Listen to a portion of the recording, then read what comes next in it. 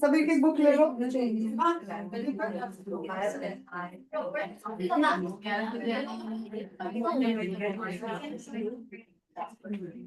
Krishna Krishna Krishna Hare Hare Hare Rama Hare Rama Rama Rama Hare Hare Krishna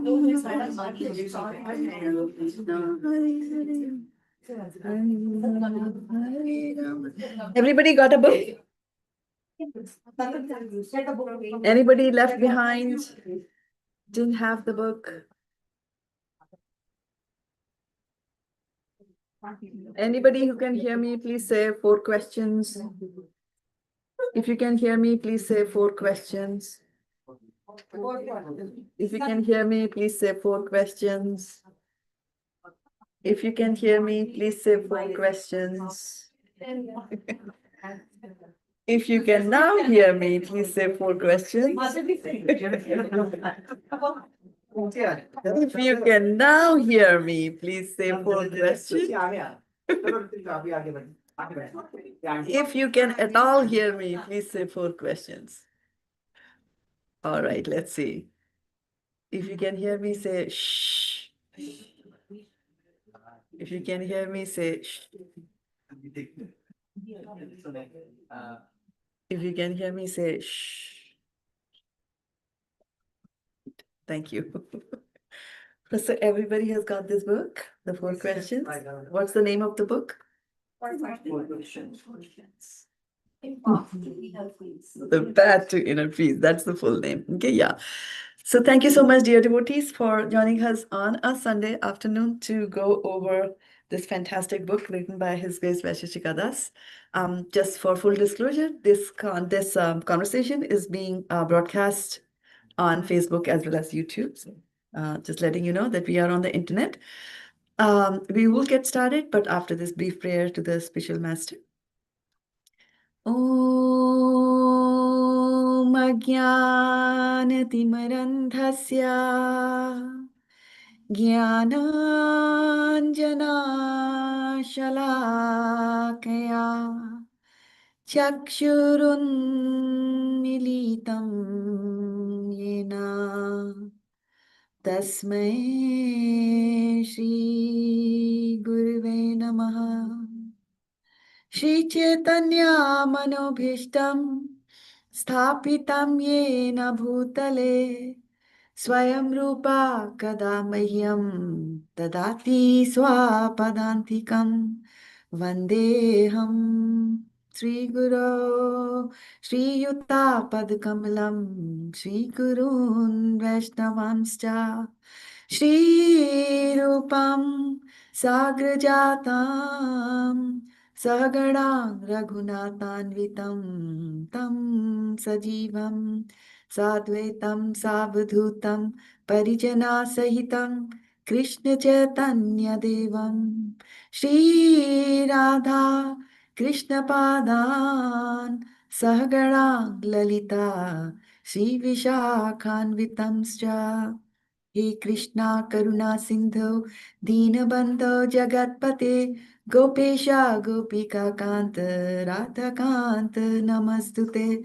Tapta Kanchana Gaurangi Radhe Vrindavaneshwari Vrishabhanu Sute Devi Pranamami Hari Priya Vanchakalpatarubhyascha Kripa Sindhubhya eva cha Patitanam Pavanebhyo Vaishnavebhyo Namo Namaha Jai Shri Krishna Chaitanya Prabhu Nityananda Shri Advaita Gadadhar Shivasadi Gaur Bhaktavinda Hare Krishna Krishna Krishna Hare Hare Hare Rama Rama Rama Hare Hare Gaur Premanande Hari Hari Bo.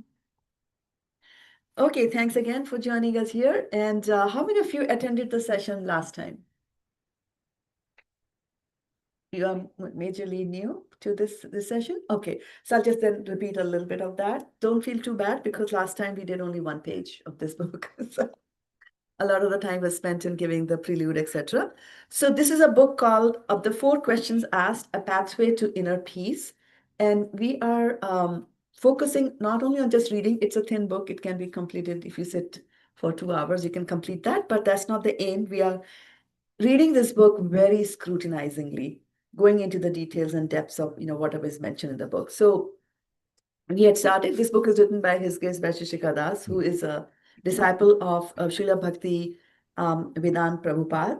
And Srila Prabhupada is the founder of ISKCON. And so Vaisheshika Prabhu joined the movement when he was just 60 years old. And now he's nearing 70s. He's dedicated his whole life. This book was published, I think, just a couple of years ago, targeting for those who are new, as well as for those who are not new, but who can relish the deeper meanings and the hints that he's giving in this book. And like, as they say, Hari Anant, Hari Katha Ananta. There's no limit to, can you remove this? I can't see. Can you take this away, David? I can't see the audience there. So as they say, Hari Anant, Hari Katha Ananta. So anything that touches God and any discussions about God can go on in an infinite loop. And every time you go deeper and deeper, you start to relish it even more and more like that. Obviously, you have got some liking for hearing Krishna Katha. That's why you're here on a Sunday afternoon, right? So congratulations for having that taste for listening to Krishna Katha. Taste is very important. Unless you don't have a taste for something, you don't do it, right? Kids, what do you say? Kids have a taste somewhere else. Okay, so is my voice coming across okay? Is it Yes. echo? Okay, right. So he had stopped, he was basically, the book is called The Four Questions as a Path to Inner Peace. And we have to remember this, that we are all aiming for happiness. We want happiness in life. Anybody here who doesn't want happiness? Raise your hands. Okay, so nobody. But before you can have happiness, you should have peace of mind. And that's something that Krishna also tells Arjuna in Bhagavad Gita, that, without peace of mind, there is no happiness to be had in life. And so here, in the preface part of the book, the author has mentioned that like a musk deer, Kasturi Mrig, like a musk deer, right, who has got this nice fragrance. And the deer searches for that fragrance throughout outside, goes from one place to another place, like where is the good smell coming from? Not realizing that the good smell is coming from his or her own, his own navel there. So similarly, we are also like that. We are searching for happiness outside in outside objects, not realizing that the real happiness comes from within. And so this book is a guide for us to reach that stage and tells us, what we should do so that we get the ultimate happiness in our lives. So in the preface, we talked about that. We also talked about the word Krishna, right? So we call God as Krishna. And why he's called Krishna is because he's all attractive. And in Sanskrit, the word Krishna means all attractive. So that's why we call God as Krishna. And then it went on to yoga classes, right? Talked about the yoga classes that are held. And it's very important who you take the yoga classes from. You should take them from Devi Kumari, if not already. Because it's very important for a person who's teaching you yoga to be also a devotee. Otherwise, it'll just become an exercise. It's just an acrobatics without the element of God in it. And I remember seeing some pictures of yoga on the television a few years ago. And there they were, showing them the various poses. And then you raise your leg like that. And then there was a wine bottle on top of that. So that is not yoga. That is pure circus, right? But here, what they're talking about in the book talked about, and that's where we kind of left out. And I'm going to read from that here. It's on the page number 13 of your book. If you can flip real quickly, go to page 13, already open, fantastic. So the last paragraph here talked about most yoga classes today emphasize physical postures and breathing, right? Pranayama and asana. These are but two small preliminary aspects of an ancient yoga practice called Ashtanga, the Eightfold Path. According to the source wisdom, Yoga is a complete system seen as a ladder that one ascends, purifying one's consciousness in a step by step process of awakening one's original pure consciousness, which is eternal, full of knowledge and bliss. Eternal, full of knowledge and blissful is the words that we have been reading in the past. Sat, Chit, and Anand, right? We hear so many times Satchitanand, Satchidanand, his name is Satchidanand, right? God is Satchidanand. What does that mean? Sat means eternal, does not die, right? Chit is all knowledgeable, and Anand means all happy, right? And we, being parts of Krishna, are also happy.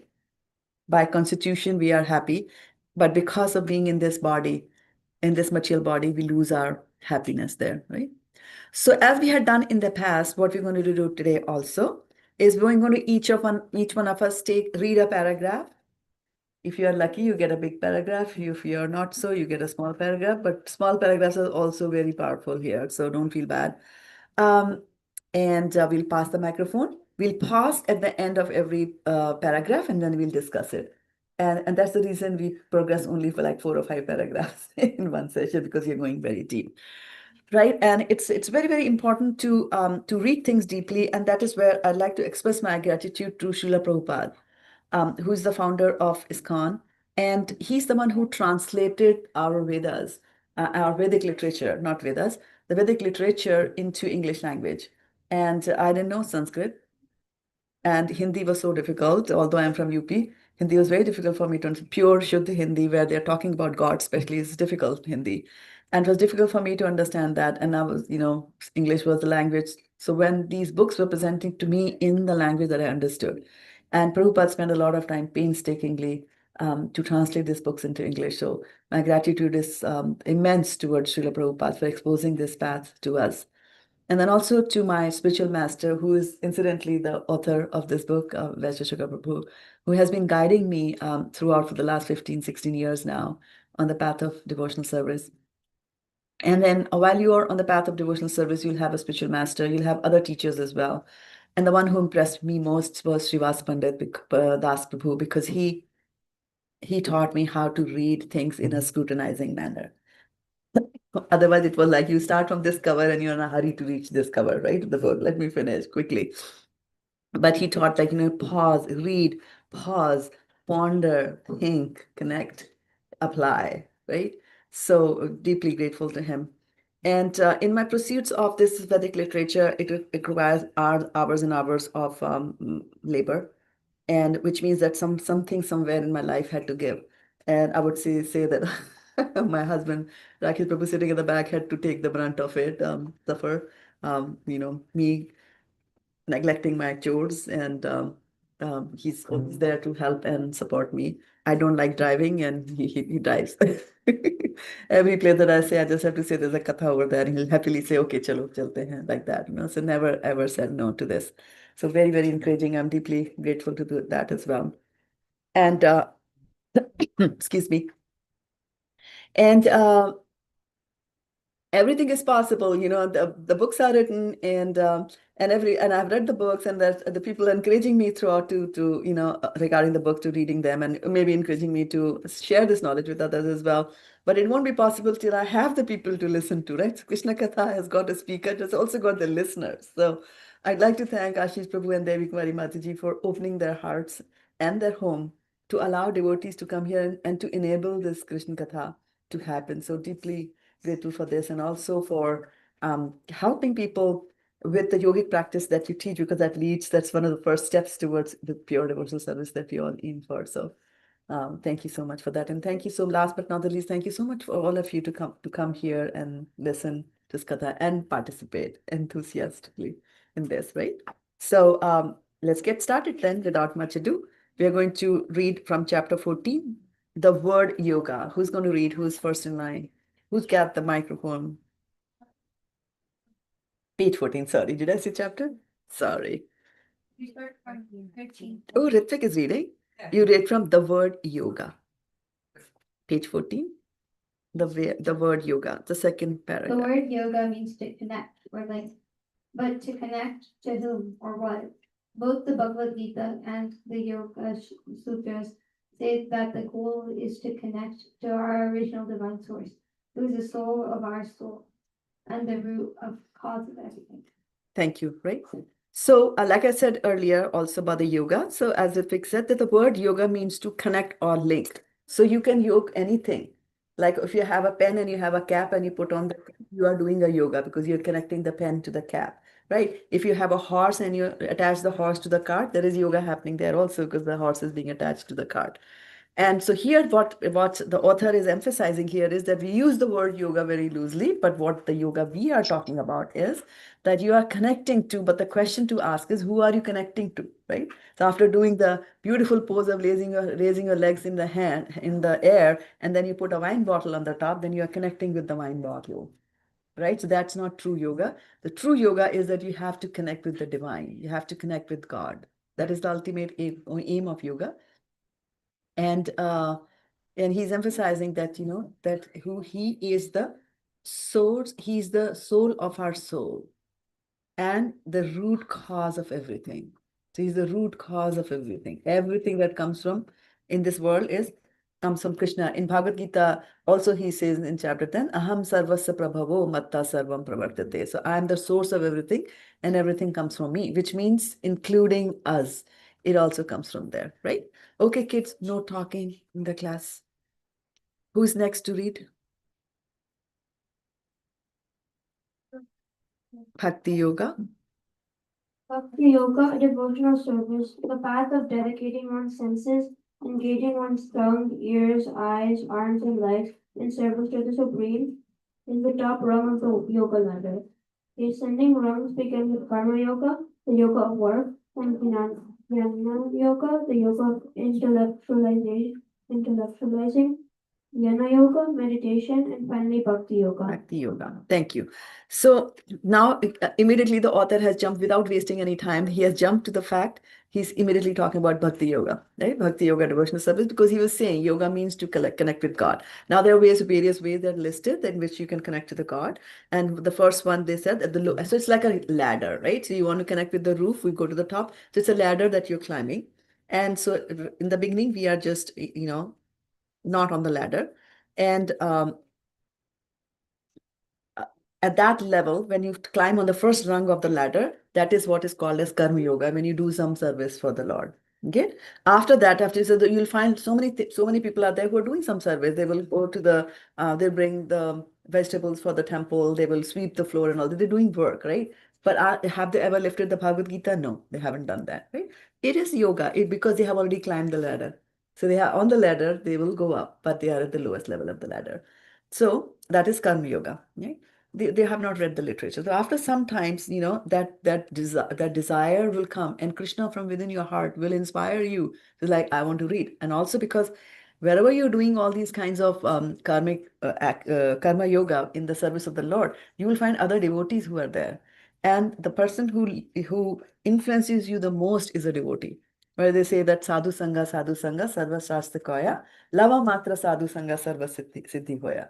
That if you are with a sadhu, if you are with a devotee, advanced devotee of the Lord, then even if you associate with them for one by 11th of a second. Now a second is small, like 1,000, 1 second gone, right? So you divide that into 11 parts and take one part, that is a lava. So even if you associate with a devotee, a pure devotee, for a lava amount of time only, then it'll have its impact. And ultimately, you'll reach your goal. So when you go and do service in other places, it doesn't go in vain. These devotees will have, and the vibrations coming from their bodies will have an influence on you. And then you will pick up, one of the Vedic literature, and you'll try to get some knowledge about Krishna. Like, okay, I'm bringing, this vegetable, that vegetable, that vegetable, because somebody in the temple told me to bring it, but why is it like that? Why am I making this? Then it'll be like, I don't need to get some knowledge about what Krishna eats, right?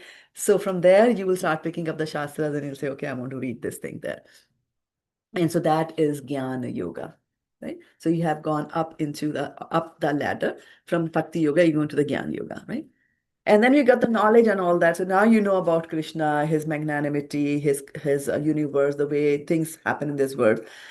And we'll also understand why I am here, what am I doing, and what am I supposed to do, right? If you look at the very beginning of the book, In the beginning of the book, you see there are some pages which are right after this green page. There are some pages where people are giving their testimonials. So you skip through the pages of testimonials, come to this page where it says the 4 questions and pathway to questions, skip over that, and then come to this page where it says Atato Brahma Jigyasa. Atato Brahma Jigyasa, right? It is page 11. If you can find 13, you can find 11. Atato Brahma Jigyasa. The important thing is Atato Brahma Jigyasa means, what does it translate there? Can anybody with a mic, can you read that? Atato Brahma Jigyasa, now is your time to inquire. Now is the time to inquire, and it's Vedanta Sutra 1.1.1. So the very first verse from Vedanta Sutra says, now is the time to inquire. So what is it? Like it's 12:30, so I should inquire. It's afternoon, I should inquire. I'm 56, I should inquire. Or my high school exams are coming, so I should now inquire why there is misery in life, why I should inquire, right? So Atato, this sutra is telling you that now that you have got a human body, it's a time for you to inquire. Yeah, because we have had many bodies, and one of our bodies could have been of a dog, of a squirrel, of an insect, lizard, snake, peacock, anything. In those bodies, you cannot inquire about God. So we are very lucky, very, very, very fortunate that we have got a human body. And now that we've got a human body, they say, now you inquire about God. Try to find out about God. Get that jigyasa in you to get knowledge about God, right? So once you get that knowledge about God, then you would like to focus and think about God in an uninterrupted manner. So when you do that, that is known as dhyana yoga. So when you close your eyes and you're meditating on some form of the Lord inside you, that is dhyana yoga. And then so you're climbing up the ladder, and then on the top, topmost ladder is the bhakti yoga, where you are doing devotional service to the Lord. Okay? So in the beginning of this chapter, it said that bhakti yoga, devotional service, the path of dedicating one's senses, engages one's tongue. So let's do a little interactive session over here. So how can you engage your tongue in the service of the Lord? How can you engage your tongue? Okay, very nice. Is that a hand that is raised? If you do that, the mic is going to come at you. Chanting, very good. Okay. Anybody else has any other thoughts on how you can use your tongue? By singing bhajan. Oh, you have to speak in the microphone because the audience here will not be able to hear. Get read slokas or sing the bhajans. Very nice. Very nice. Very nice. What else can you do with your tongue? Sing bhajans, chant. Take the name of the Lord. Take the name of the Lord. Nice. And there's a hand coming up over there. Okay, take the microphone first. Chant mantras. Chant mantras. Okay, chant mantras, chant shlokas, chant names of the Lord. To have a compassionate language when you Fantastic. Mukhe prasadat is what Vaisheshika Prabhu says, that when you open your mouth, prasad should come out of that, which basically means prasad is something that makes others feel good, right? And so when your words fall in somebody else's ears, it should be like prasad. Mukhe prasadat. Anybody else? That's all you do with your tongue? There are 2 things that a tongue does. Prasadam. Exactly. You wanted to say that? Everybody wanted to say that. Everybody wanted to say that? Okay, that's good. That's fantastic. Okay, yeah. So that's what he's saying, that you can use your, okay, so tongue is taken care of. What else did it say? Your ears. How do you use your ears? Listen. You ears to listen. Listen to what? Rap music? Jazz music?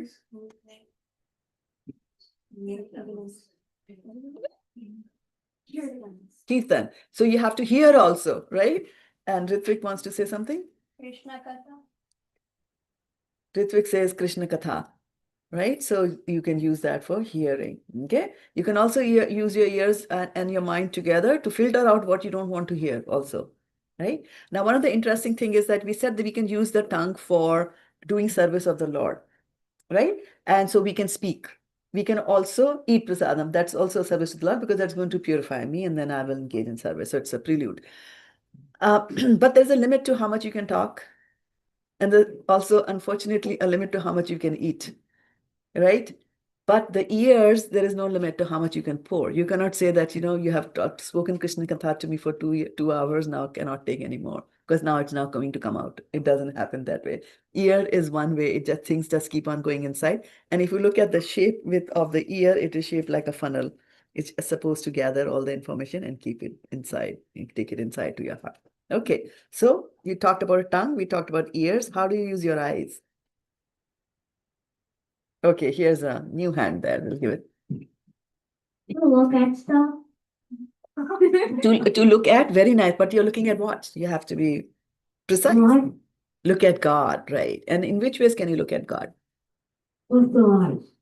Hmm?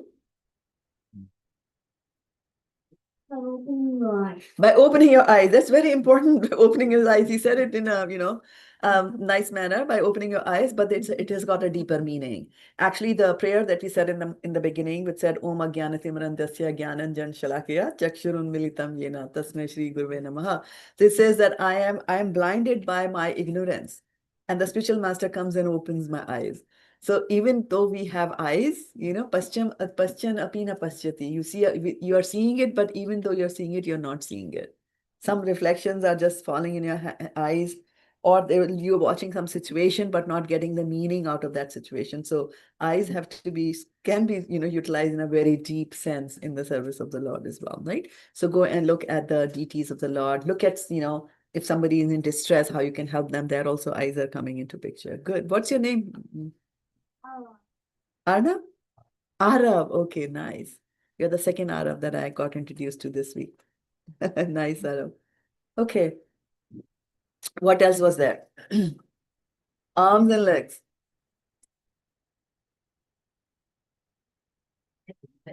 It would be two versions of it. When we. Can you hold it a little closer? Yeah. Is it? This is much better. Yeah. First is the drishti. When you're giving the drishti, it should be a blissful one. Yes. And the other one is, even though nothing is in front of you, you can still see what you really want to see. Fantastic.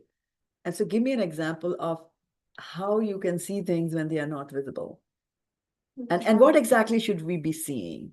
Because sometimes it happens that a person comes and talks to us and then says something, explains and goes away. And then you turn to your friend and you say, or spouse, and you say, that's not what she meant. Like that, you see, right? So you are able to see through situations, you're able to see through people, right? But what exactly are we supposed to see with your eyes, even if they are not there? Are you trying to answer that question? Yes. So if you look at that and you predict expressions, now this is a very interesting thing about looking at expressions and predicting or analyzing and coming to a conclusion about the mood of a person. Like your mom is she's chopping like this, it means something, right? The kids figure that out. But those who are devotees of the Lord and who do a lot of altar service for Krishna, they will come and say that, today I cooked the food and I kept the food in front of Krishna, but I don't see the same smile. And you would just look at it like it's the deity, what is it? Wow, how will the deity change? It made up a statue. But they see. They can see, so it's that special relationship. Once you establish that relationship, I mean, like sometimes I go to the temple, they're like, Radharani moti ho gayi hai. And they say, yes, they shrink, and then they go. Yeah. So it's a science which is beyond the physical science that we hear about, but very, very fine points, the subtle points that you're bringing about that, what you see. So again, going back to my question on when I'm saying that we should, with your eyes, we should also try to see what is not seen. What exactly should we be seeing there? It's imagination. The imagination, other than the imagination, in addition to the imagination, what we should also be seeing is Krishna's hand in everything. That is extremely important, right? And we can get carried away. Somebody might just say that, oh, you played piano and you had you presented a song and things like that, and everybody's saying, oh, that was fantastic, it was wonderful. And you can come and sit here right next to me. So you can do that. But then for every good thing that we have, trying to see Krishna's mercy in it is the unseen that we have to see. Similarly, when something bad is going on, then also to see that there is something that Krishna is doing behind the scenes for me, which although at this point, because of my limited vision, I see that as something bad happening to me, but is for my ultimate good. And that is a very high level of seeing. In the beginning, it's like, when everything is going fine, it's like, yeah, thank you, Krishna, thank you, Krishna, thank you for this, thank you for that. Now, the moment one more thing, once anything goes wrong, it's like, Krishna, why are you doing this for me, to me? How can Krishna do this to me like that? So it's a deeper usage of the eyes, and it would be usually the inner eye that is, doing the vision there. Fantastic. And arms and legs. Arms and legs, how are you going to use? Do you use your arms and legs for Krishna service? By going to the temple. By going to the temple? Yeah, you have to speak the answer out on the microphone. Yeah, so by going to the temple, you use your legs, and probably if you're driving a car, you use your arms. What other ways can you use your arms? Cleaning the temple. Cleaning the utensils? Give offerings. Give offerings. Fantastic. Ritvik, Devi, you wanted to say something more? Okay, dancing, yoga, okay. What else? Parikrama, the legs. Yeah, so there's a whole lot, and our hands are meant for that, right? And that is why when Raini was singing that song, what was the song, Raini, that you was... Say that again. Book distribution. Fantastic. Yes, going out. Yes, absolutely. Cooking prasadam. Absolutely. Yeah. And so what was the song that Rahini was singing? What was she saying to the Lord, that how can I? Marry each other. What was the Mali How Chad? can I come to your path with how can Ode ke Mali Chadar. Or ke Mali Chadar. So you say Mali Chadar. And so what is the Mali Chadar? Chadar is something that you use to cover yourself. So this body is like a chadar that is covering the soul. So she's saying this Mali Chadar. So why is the chadar become Mali? I'm taking a shower every day, thanks to America. Good hot water every day available, 24 hours. Right? Why does it become Mali Chadar? Our senses become very engaged into the material world. Yeah, so when the senses are... Idhar aa jao. Idhar aa jao, idhar. Come in the front. Take the lead. Q&A ही होने वाला है.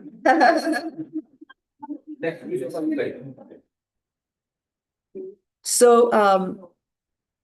yeah. So this is how you can use your body, the whole body, in the service of the Lord. If you're not using the whole body in the service of the Lord, right? Then, like for example, if you're cooking food and you're eating it yourself, Bhagavad Gita says that you eat only sin. Right? That's right. Chapter 3, right? It says that.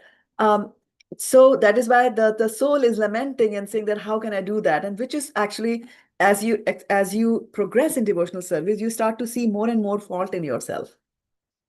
Right? And that's why he's saying Mali Chada, although that person obviously is of a higher caliber of devotional service to have the capability to write that bhajan, that itself shows some caliber there, devotional.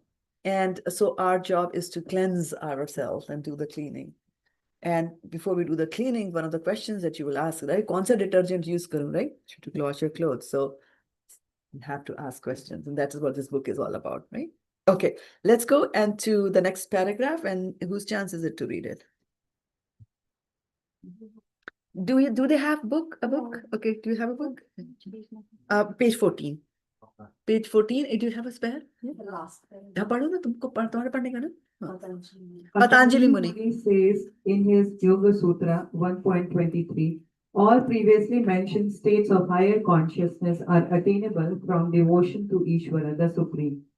And as Krishna says in the Bhagavad Gita 6.47, the best yogi is the one who serves me in loving devotion. The goal of yoga is called the sadhya. The practice is called sadhana, and the practitioner is called a sadhu. The word sadhu comes from the term sad, which means to accomplish, attain, or succeed. A sadhu, therefore, exemplifies a spiritual practice. Sadhus are known for their wisdom, self-control, and spiritual accomplishments. They are tolerant, generous, and treat all living beings with respect. Thank you. So Patanjali Muni says in the Yoga Sutras, so he has got a book called Yoga Sutras, and so sutras are aphorisms where you will speak very little, but it's very condensed. It's like a zip file. Lot of content and lot of information is there in that sutra, but people have to be intelligent and have that background information and the knowledge to be able to understand, right? For example, this Yoga Sutra, which is 1.2, 1.23 from the Yoga Sutra that is being mentioned over here, it says Ishvara Pranidat Va. So what does Ishvara Pranidat means? That Ishwar is the controller. Right? So it's now you see this is at verse number 23 is where we are, right?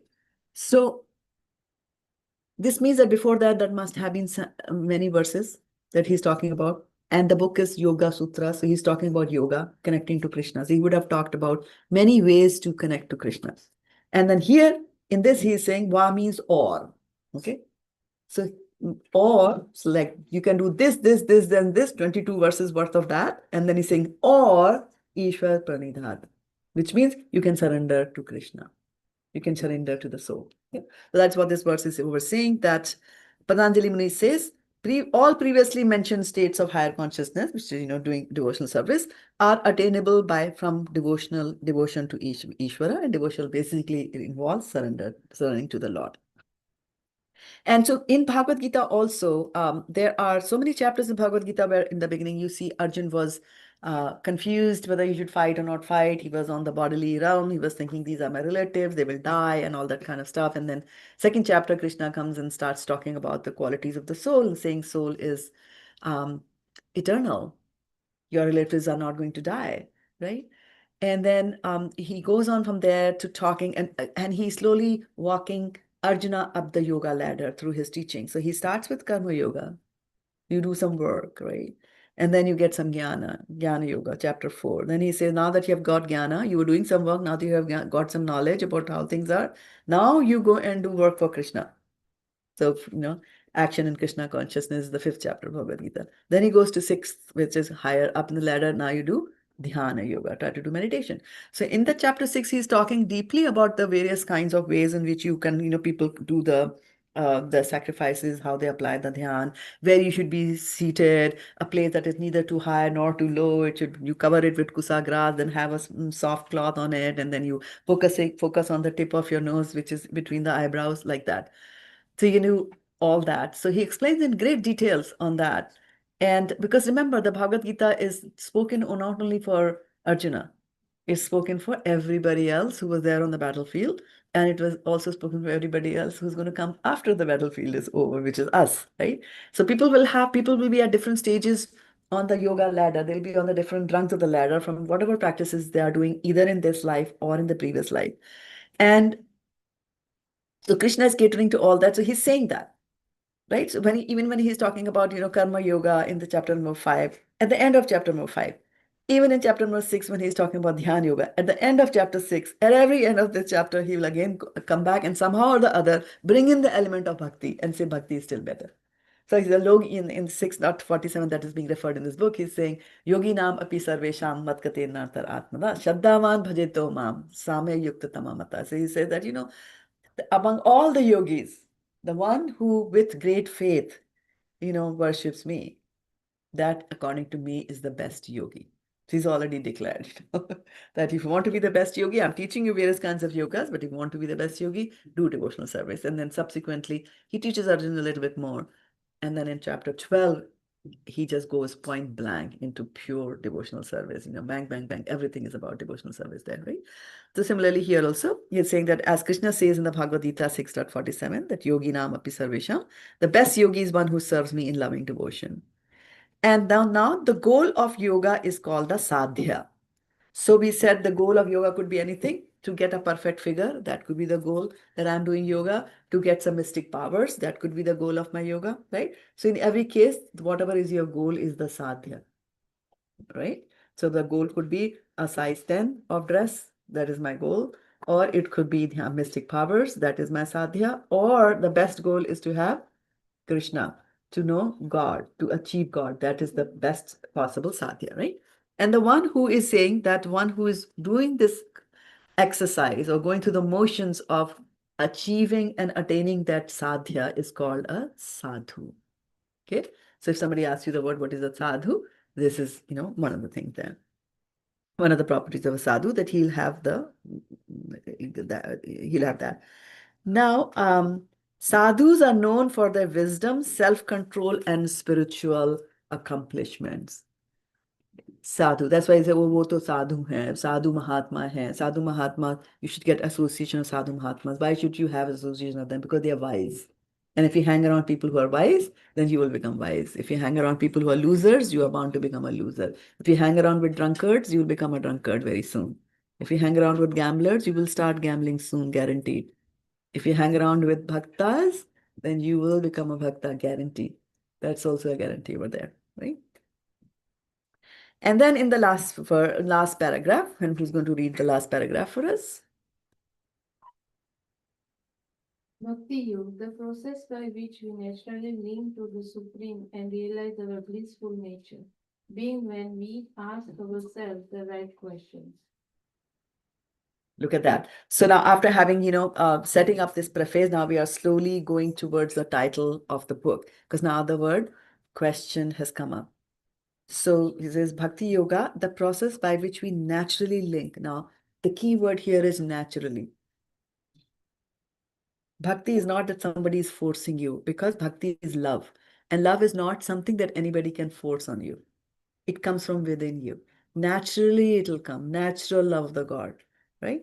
And the good news is, like if somebody is thinking that, oh, I don't have love of God, I don't think I have love of God, and you are now thinking, now I'm doomed, right? I mean, it looks like everybody in the room has love of God. I don't have love of God. What am I going to do? How am I going to get love of God, right? So the interesting thing here is the way, just as when you design a machine, for example, give me the example of a machine. Washing machine, good. So a washing machine washes what? Clothes, huh? So washing machine is going to wash clothes. Now, can you put your dishes in that and get it washed? No, right? Because it's been designed to do that. So when things are designed to do certain things, they will do it. So if you take some clothes and throw it in the washing machine, you put some water and detergent in it, you press the button, it'll start washing it because it's designed to do that, right?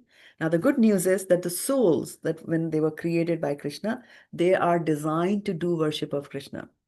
So that's an important thing, that you are designed. Because if you are not designed to do something, you cannot do it. For example, if there is like I went to the marine world many, many years ago, took my daughter here to Vallejo, right?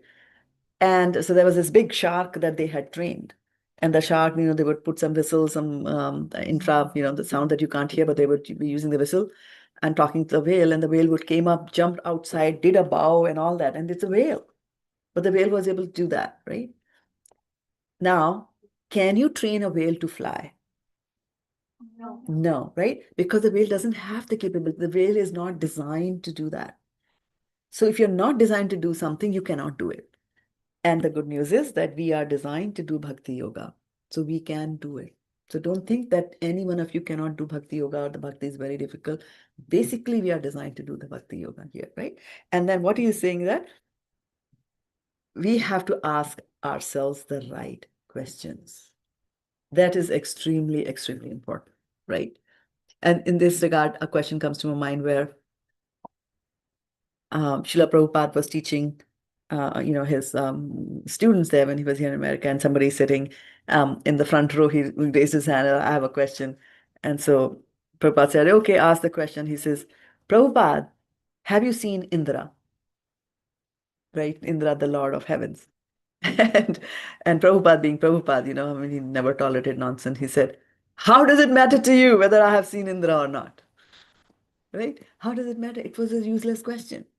I mean, after all that Prabhupada has been teaching for so many years, teaching you to distinguish between Krishna and the demigods, understanding who is Indra and who Indra is not, it's really not an accomplishment that you have seen Indra. It's not an accomplishment, a better accomplishment.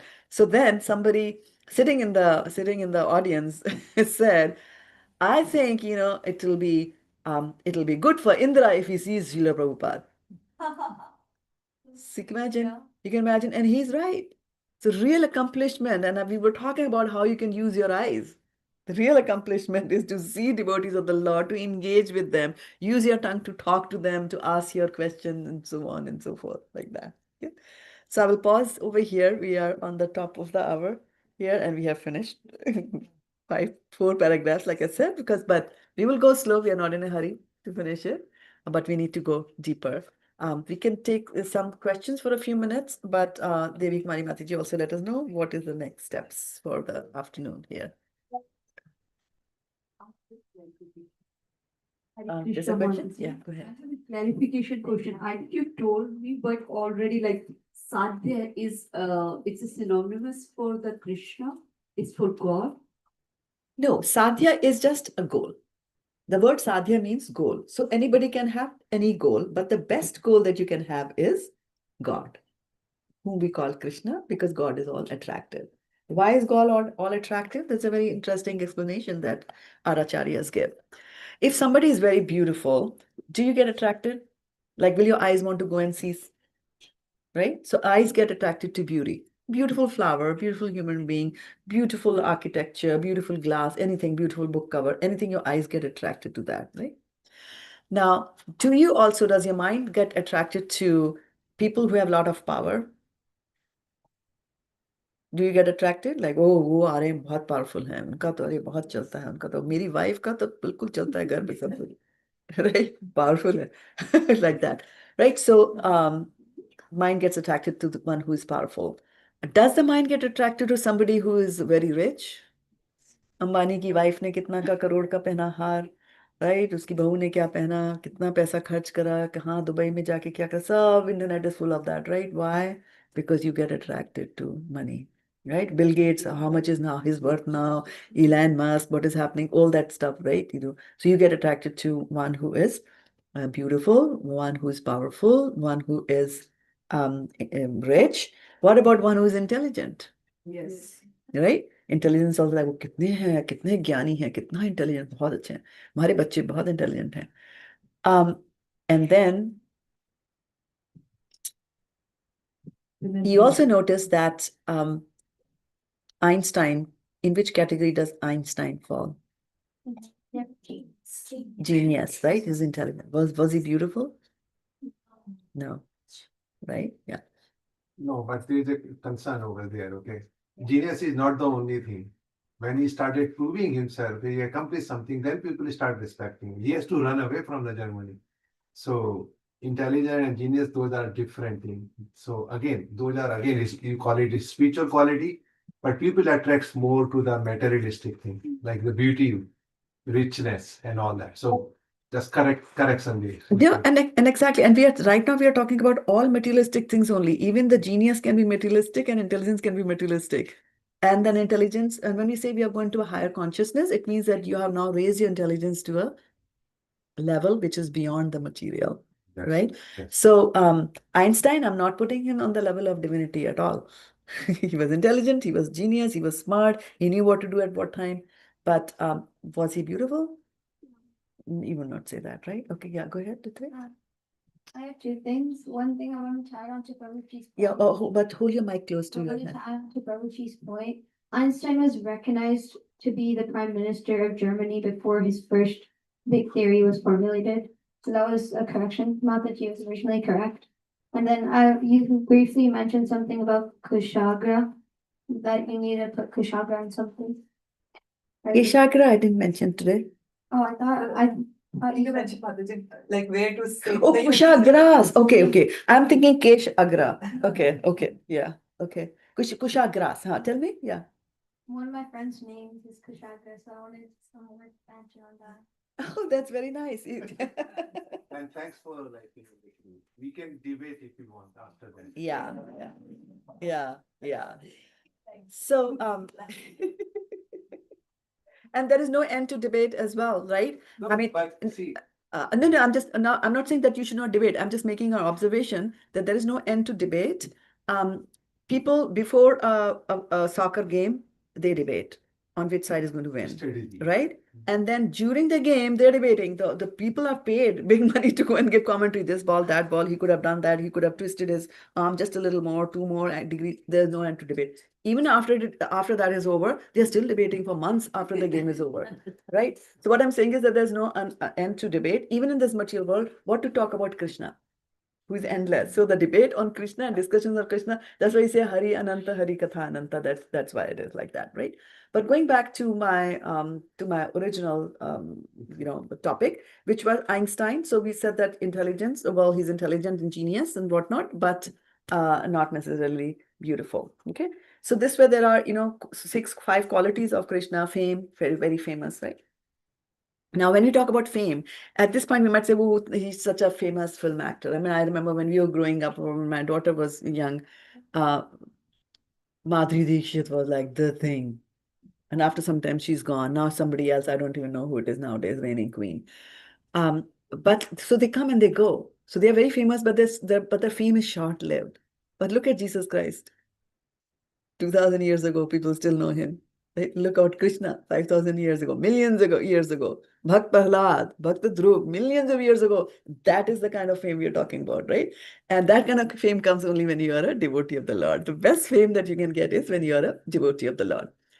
And so we noticed with one example, we know that it is not possible in this world to generally have all these 6 qualities in one person.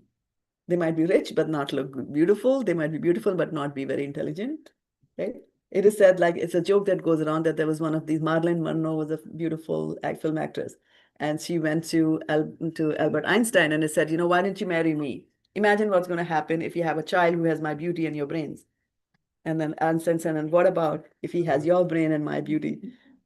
Right? So that combination is not there very easily available. But so if somebody has got all 6 of these things, and on top of that is renounced in the sense that doesn't care about all these things, what's going to happen to my fame, right? Sometimes people will say that, oh, people know me as such and such a person. If I behave in a certain way, if they catch me, oh, I'm a VP of a big organization or a CEO, what if they catch me in the church or catch me in the temple? My fame is all going to be lost.